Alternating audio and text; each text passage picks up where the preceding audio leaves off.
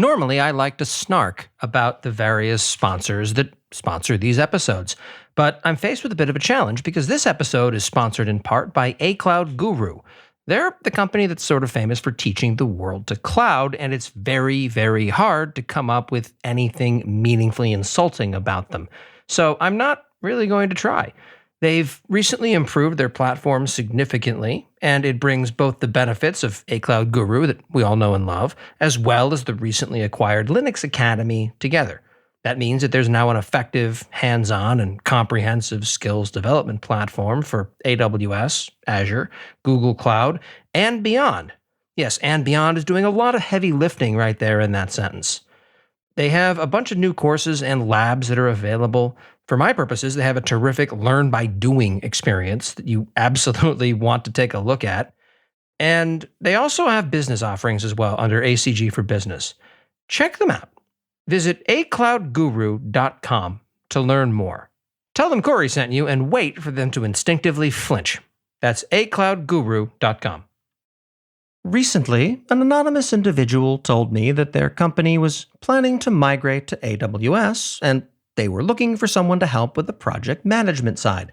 This anonymous person was hoping to be that project manager. There was one caveat. The right individual would be familiar with AWS. The inquiring mind was not, so they asked me what they needed to learn. First, it's important to understand that AWS is not a distinct product. It's well over 200 products. Nobody, including AWS employees, is deeply familiar with all of them. Nobody. That said, from a project management perspective, it's important to be familiar with what we'll call the big services and a few other odds and ends. You can learn everything else that's not on my list as it comes up, the same way that the rest of us do. So let's jump into a baseline understanding of what the big services are.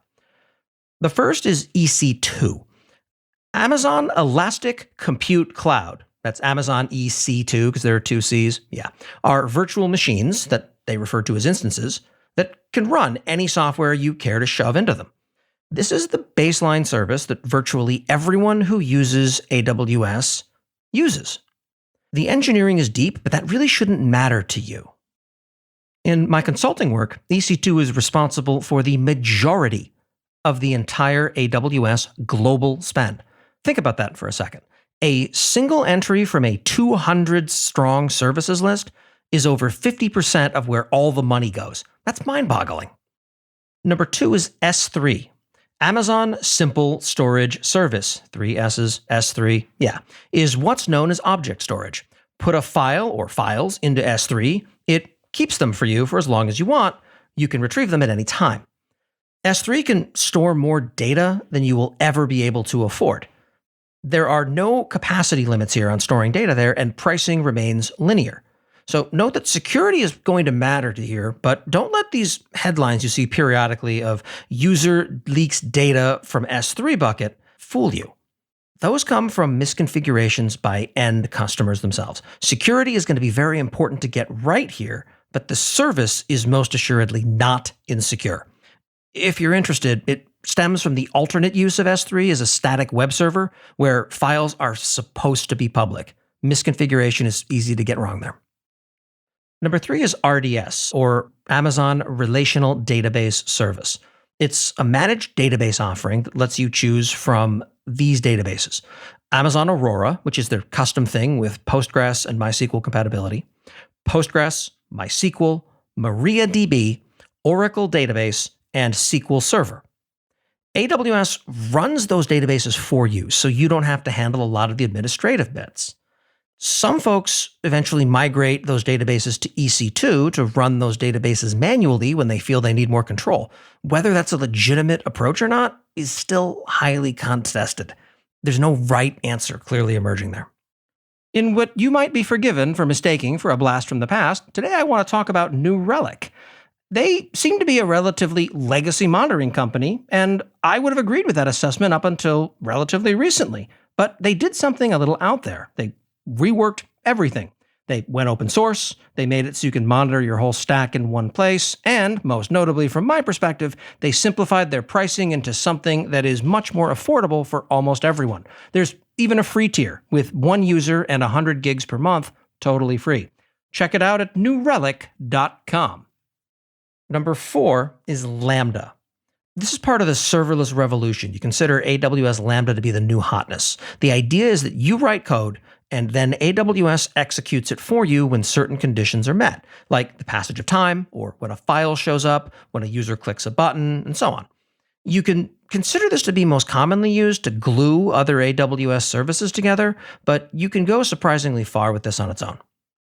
Number 5, AWS regions.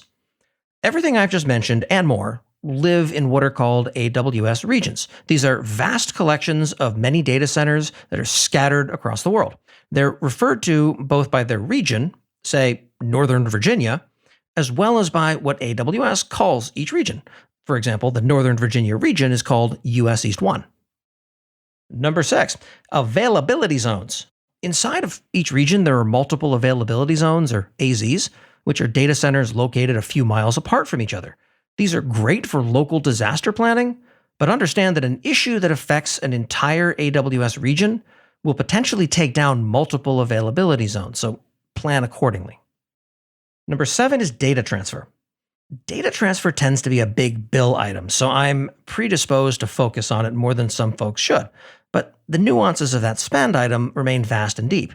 In general, you can safely assume that data transfer from the internet into AWS is free, whereas data transfer from within AWS to the internet costs money. From a project management perspective, we'll dig into the specifics is fine. Essentially, anything can send data anywhere you'd like it to is the capability story here to bear in mind. Number 8, and it's near and dear to my heart, is billing. As for billing, the general concepts are this. You generally pay for what you use. If you use more resources, you will pay more, and nothing automatically turns itself off if you're not using it. That has to be something that someone goes back and fixes. The golden model of the cloud is that you increase resource usage along with demand, often called autoscaling, and then turn it back down as that demand wanes. This, of course, is much harder than it sounds like, but it's what I specialize in at the Duckbill Group, so feel free to visit duckbillgroup.com if you have trouble reining in your AWS spend.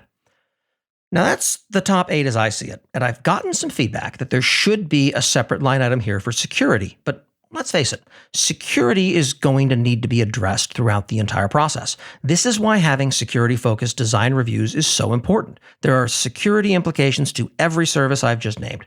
It's not worth calling security out as its explicit line item because I perhaps naively presume that security discussions will be baked into everything. If you don't, it's going to hurt. Lastly, you might notice that there's no snark whatsoever in this entire recording. And the reason behind that is because helping people find jobs is something that I am incredibly serious about. If you think I may be able to help with that, please don't hesitate to reach out. I'm very easy to find. I'm QuinnyPig on Twitter, or you can email me, Corey@lastweekinaws.com. This has been the AWS Morning Brief. Thanks for listening.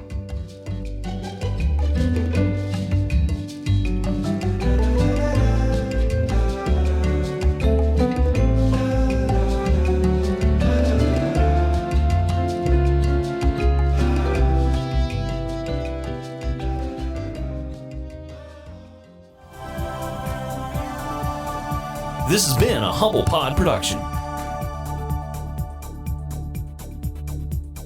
Stay humble.